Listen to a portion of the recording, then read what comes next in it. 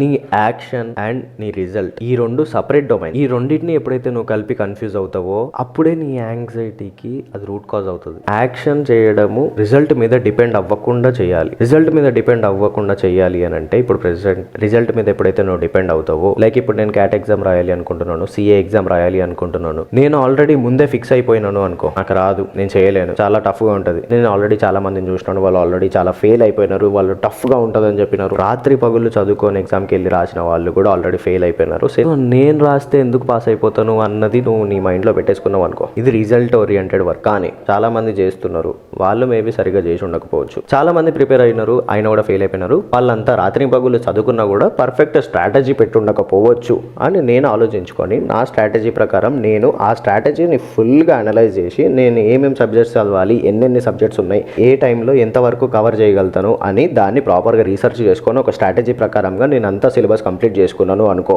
ఇది నా యోగ కర్మసు కౌశలం అవుతుంది. అంటే ఈ నేను స్ట్రాటజీ ఏదైతే ఈ ప్రిపరేషన్ ఏదైతే ఉందో ఆ ప్రిపరేషన్ ఫుల్ స్ట్రాటజీతో ఫుల్ స్కిల్తో ఫుల్గా నేను అంతా ప్రాక్టీస్ చేసుకొని పోతా. అక్కడికి వెళ్ళిన తర్వాత వాడు ఎన్ని మార్క్స్ వస్తాయి, ఆ క్వశ్చన్ పేపర్ ఎట్లా వస్తుంది, ఇదంతా నా చేతుల్లో లేదు, ఇదంతా నా అవుట్ ఆఫ్ కంట్రోల్. సో నేను దీని గురించి ఆలోచించను ప్రిపరేషన్ అయ్యేటప్పుడు. ఇక్కడ నేను అసలు రిజల్ట్ గురించి ఆలోచించి ప్యానిక్ అవ్వాల్సిన సిచ్యువేషన్ ఉండదు. And this is the series of 100 concepts from my book.